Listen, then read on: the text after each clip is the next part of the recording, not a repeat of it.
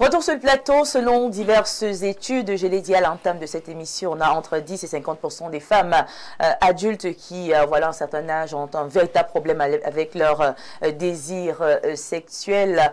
Et du coup, elles sont très souvent dans des hôpitaux pour se faire consulter, essayer de comprendre et peut-être trouver des solutions. Et nous, ici, sur ce plateau, nous avons décidé de marquer un temps d'arrêt sur ce sujet parce que nous sommes tous concernés. On parle donc de diminution de la libido dans un couple, chez l'homme comme chez la femme, il faut le dire, ça peut arriver. Il est question ce matin de revenir sur les causes. Qu'est-ce qui peut causer cela? À un moment donné, vous étiez bien et du coup, vous avez l'impression qu'il y a baisse ou alors vous n'avez même jamais connu le taux normal, n'est-ce pas, en termes de libido.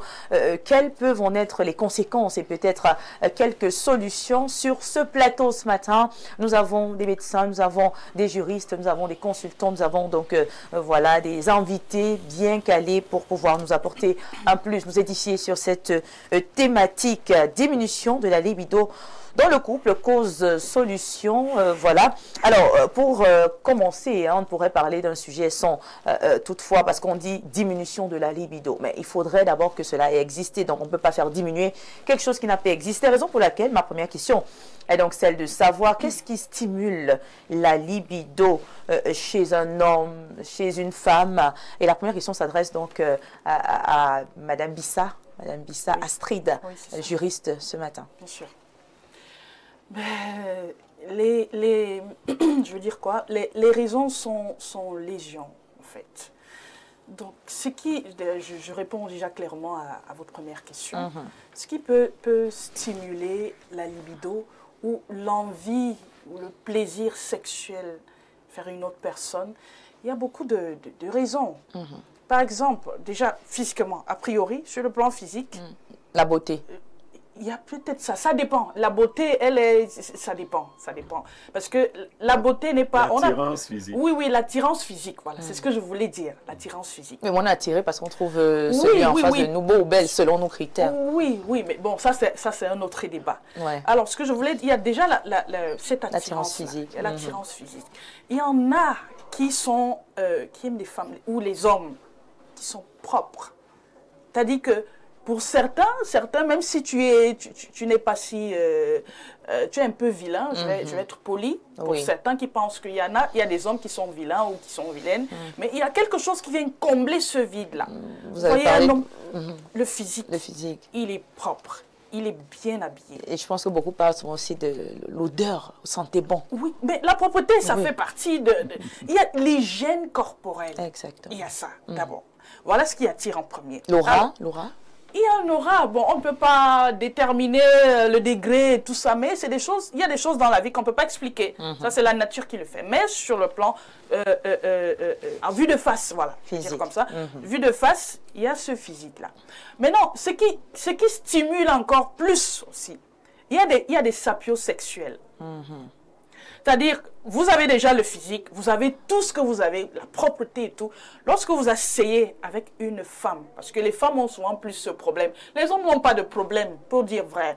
Les hommes n'ont vraiment pas de problème. Même un fou, je ne sais pas qui, il peut avoir une femme. C'est vrai, ce n'est pas facile. Mais nous, les femmes, c'est souvent très compliqué. Il y a beaucoup de critères. Il y a beaucoup de critères. Alors, quand une femme est intelligente, par exemple, elle s'exprime bien, elle est éloquente, vraiment. Même si tu n'as rien dans la poche. Comme vous là sur le plateau. Éloquente, intelligente, elle s'exprime bien. Merci, vous allez me faire écraser une larme. Merci. C'est vrai. Voilà. Oui. Merci, docteur. Ça, c'est vrai.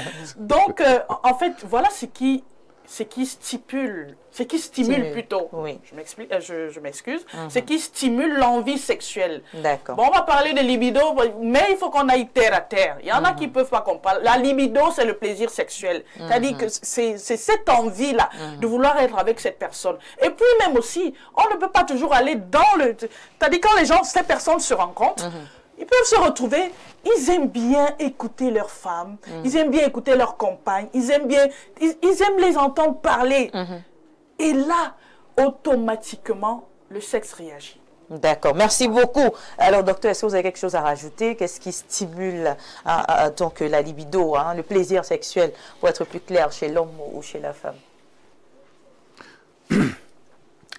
Elle a dit beaucoup et maintenant, on va aller à l'intérieur maintenant. Oui, Oui, c'est parce que pour là, ça que je vous repose la même question, parce que le médecin, oui. lui, il pénètre dans Oui, le corps humain. il doit pénétrer. Mais déjà, je voulais dire que le thème de l'émission même, c'est un thème que les téléspectateurs devraient accepter. Oui, il ne faudrait pas qu'il y ait des hypocrites pour penser que ce thème est tabou. Non, on a dépassé, n'est-ce pas, les problèmes de tabou, n'est-ce pas, dans nos sociétés. Oui, ici, nous avons des chaînes de télévision et des radios et autres. C'est pour que nous puissions communiquer, pour édifier, pour sortir, n'est-ce pas, de l'ombre, de l'intérieur, ce qui ne se dit pas. Oui, pour que... et le vendredi a été choisi voilà, pour permettre, parce qu'on apporte également plus. Il y a des personnes qui vivent véritablement cette réalité. Et quand on parle même de couple, vous savez qu'il y a l'homme et la femme. Alors, l'homme peut avoir un problème et il n'en parle pas. Oui. Pendant ce temps, la femme voudrait, n'est-ce pas, en parler. Et lors d'une émission comme celle-ci, elle va se dire oui, et appeler son mari à la maison le soir pour dire non, viens un peu, on regarde un peu cette histoire. Et de là peut découler, n'est-ce pas, un débat et une solution, n'est-ce pas. Donc, d'accord, dites-nous, selon vous, qu'est-ce qui peut qu'on soit à l'aise à la maison, stimuler, n'est-ce pas, la libido, il y a justement la femme ou l'homme qui doit comprendre que la sexualité ou la libido commence par le dialogue quand on est à la maison. Comment ça, par le dialogue? Le dialogue, oui. Parce que ce que je désire de ma femme, elle a donné un peu beaucoup de caractéristiques là. Oui, ça c'est... Maintenant, quand on est déjà à l'intérieur, comment je désire ma femme? Comment je désire mon mari? Il faudra en parler, il faudrait d'abord le faire verbalement. Oui, il faut le faire verbalement. Il faut le faire verbalement parce que la tenue dont elle a parlé, quand on est à l'intérieur, oui. Il ne faudrait pas que je sois toujours en pantalon tel que je suis là, serré. Je dois, n'est-ce pas, changer, n'est-ce pas, de tenue quand j'arrive à la maison. Ça décontracte. Ça décontracte, n'est-ce pas? Et madame également qui est à la cuisine ou bien qui est à l'intérieur ne doit pas tout simplement, n'est-ce pas, rester en cabas. Il y a des tenues, n'est-ce pas, qui attirent, qui commencent déjà à préparer, n'est-ce pas, l'homme ou l'homme également, sa tenue également prépare la femme. D'accord. Oui. Alors, quand vous êtes à la maison, vous êtes décontracté, ça permet, et avec ce dialogue-là, on arrive, n'est-ce pas, à maintenir ce qui a commencé. Parce que il est évident que quand on se met en relation, le premier jour, le premier mois, donc, on est tout simplement joyeux. On est joyeux vraiment pour dire qu'on est viril. Normalement, il n'y a pas de problème de libido. Maintenant, avec, n'est-ce pas, les habitudes, on commence à prendre, n'est-ce pas, sa femme, sa compagne comme sa sœur. Sa sœur, oui. Comme sa mère. Comme sa mère. Les noms changent. Oui, et ça change. Et le muscle, n'est-ce pas, également, il commence à s'affaiblir. Parce qu'il se dit, bon, ça, je ne dois pas lui faire du mal. D'accord. Et justement, ce que vous dites me permet de poser une autre question. Est-ce que le désir sexuel dans un couple qui était donc normal à la base peut changer à un moment donné? Est-ce qu'on peut avoir, voilà, une perte de désir sexuel? La perte arrive. Alors qu'on s'aime. Oui, la perte arrive alors qu'on s'aime. Qu'est-ce qui amène la perte?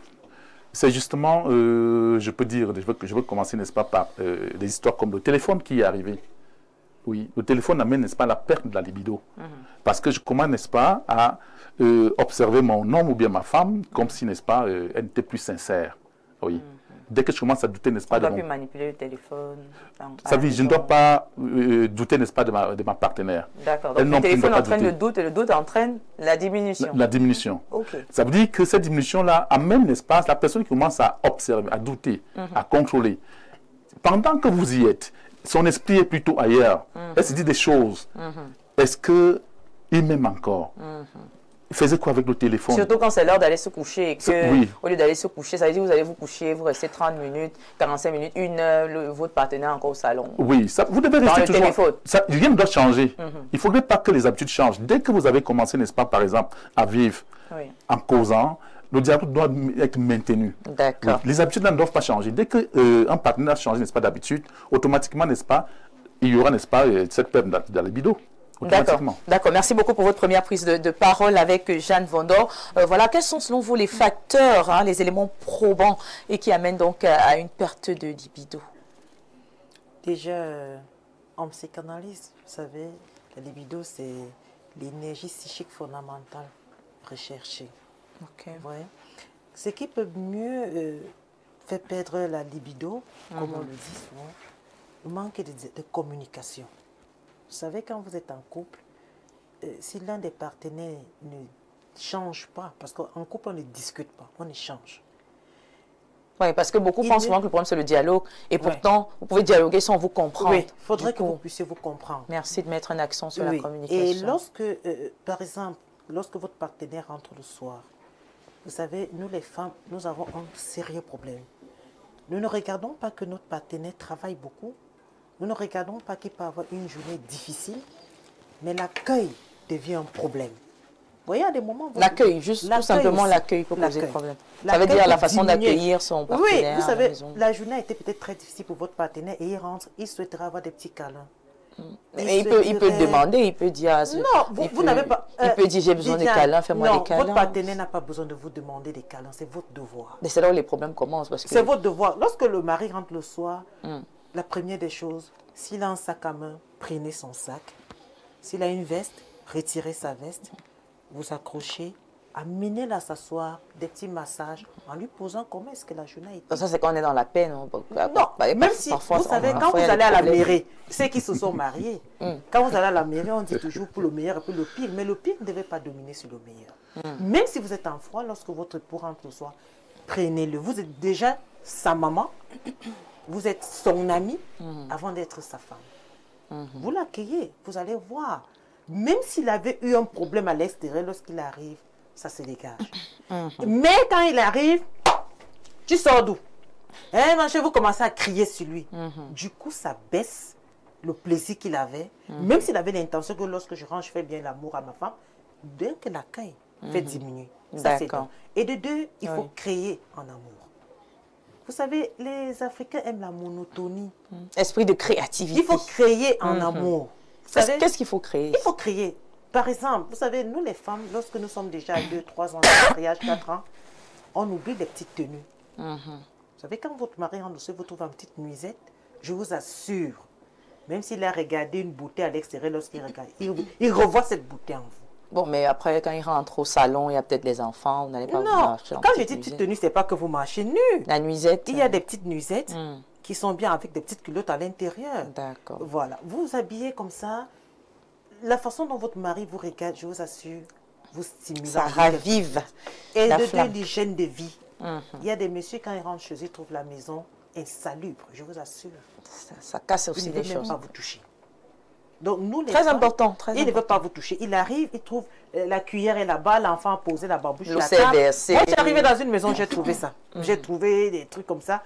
Pas de belles odeurs. Non. Normalement, quand le monsieur rentre, même si vous êtes une femme qui travaille, faites l'effort de rentrer tôt chez vous et d'améliorer, d'embellir la maison. Ou alors d'encadrer les enfants. Et c'est aussi ça qui stimule aussi l'homme. Quand il voit comment vous encadrez vos enfants, je vous assure, cet homme va vous aimer.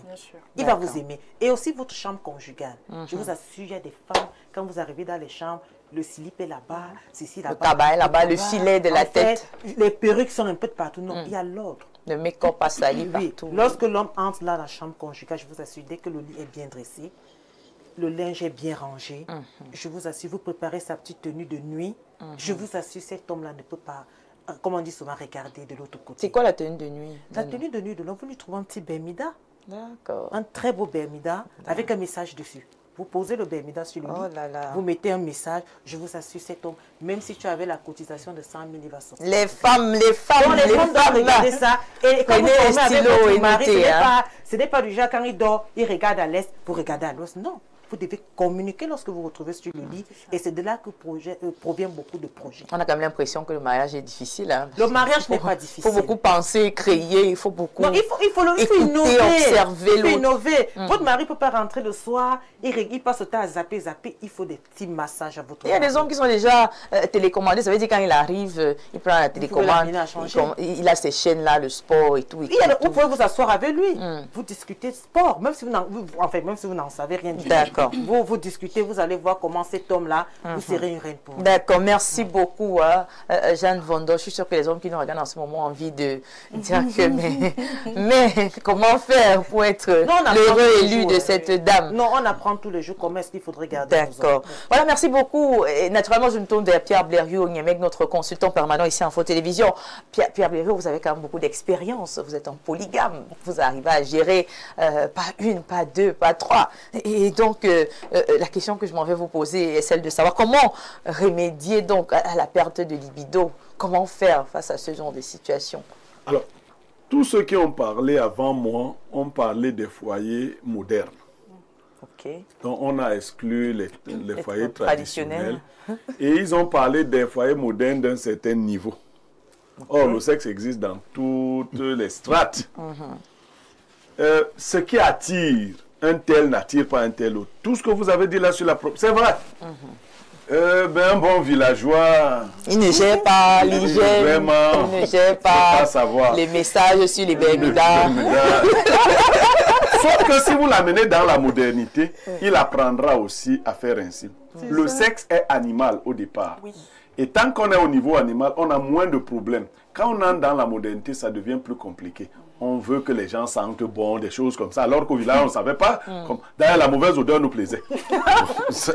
L'homme doit sentir. La première chose, là, je parle pour tous les couples en général. Oui. La première chose qu'il faut éviter, c'est la monotonie. Et il y a deux types de monotonie. Les hommes, les femmes, évitez de montrer votre nudité à votre mari à tout moment. Ça bloque. Non. En fait, quand ils s'y familiarisent trop, il n'y a plus de stimulus. Vous voyez? Les femmes mariées croient qu'elles doivent seulement se balader nues dans... Non, non. L'intimité, la nudité doit provoquer quelque chose chaque fois. C'est pour cela que nos grands-parents, sans l'avoir écrit, n'étaient pas dans la même chambre que la femme. La femme se couvrait bien. Quand vous commenciez à apercevoir sa nudité, ça provoquait quelque chose. Et c'est un conseil à l'endroit des femmes qui aiment exposer leur féminité. Sachez que les hommes se rassasient avant de vous avoir mangé. Du coup, il n'y a plus beaucoup d'excitation. Donc, l'excitation vient de ce que c'est beau et c'est couvert. On découvre au fur et à mesure. Donc, moi, je conseille à mes femmes de ne pas se balader nues dans ma chambre. Faut que Comme tu le conseilles, n'est-ce pas, de ne pas porter certains sous-vêtements qui sont le corps de là. Non, au contraire. Au contraire. Merci. Donc, il faut cette... L'utilisation des mêmes lieux pour la pratique du sexe tue la libido. Et le pire endroit pour faire l'amour, c'est le lit. Oui, bien sûr. Le pire endroit. Oui. Mais c'est la chambre conjugale. Non, je n'ai pas dit la chambre, le lit. Mais parce que c'est monotone. Le lit fatigue. Le lit, c'est un... Déjà, on n'a pas souvent des lits confortables pour la plupart. Le matelas entre ici, il sort là-bas. Le lit, je vous assure, si vous voulez... Quel est donc l'endroit idéal? Non, les positions où on est en sécurité. Non, et il ne faut pas fixer. C'est pour ça que je dis qu'il faut varier les endroits. C'est ça, c'est ça. Voilà, si vous êtes couché dans la chambre, je parle par exemple d'une chambre moderne, madame est aux toilettes, vous laissez qu'elle ait fini la première partie de la toilette, vous la retrouvez là-bas. Vous travaillez. N'ayez pas des heures programmées. Ce sera à 20h30. Non. L'effet de surprise provoque la libido. Maintenant, le troisième élément, ils ont parlé de communication. Moi, j'appelle ça la connexion. Si vous n'êtes pas des gens connectés, si vous êtes en conflit permanent ou si vous stressez beaucoup, parce qu'il y a des gens, au lieu de faire l'amour, ils pensent aux dettes qu'il a. Non. À chaque chose, son temps. Même si je dois 1 milliard, quand je veux faire l'amour, je fais d'abord l'amour. Donc, il y en a qui mélangent. Il faut donc aider vos maris. Parce qu'il y a un mari, il rentre, il a des problèmes au boulot. Du coup, même les épouses, ils pensent qu'il ne peut plus faire ce qu'il a à faire. Il faut expliquer aux gens, là, il faut un suivi psychologique. Dire que ceci va même te déstresser. Chaque chose a son temps. D'accord, merci beaucoup, très cher Blériot-Niémec. La perte de désir sexuel est-il un problème de santé publique, docteur? La perte de désir. Oui, c'est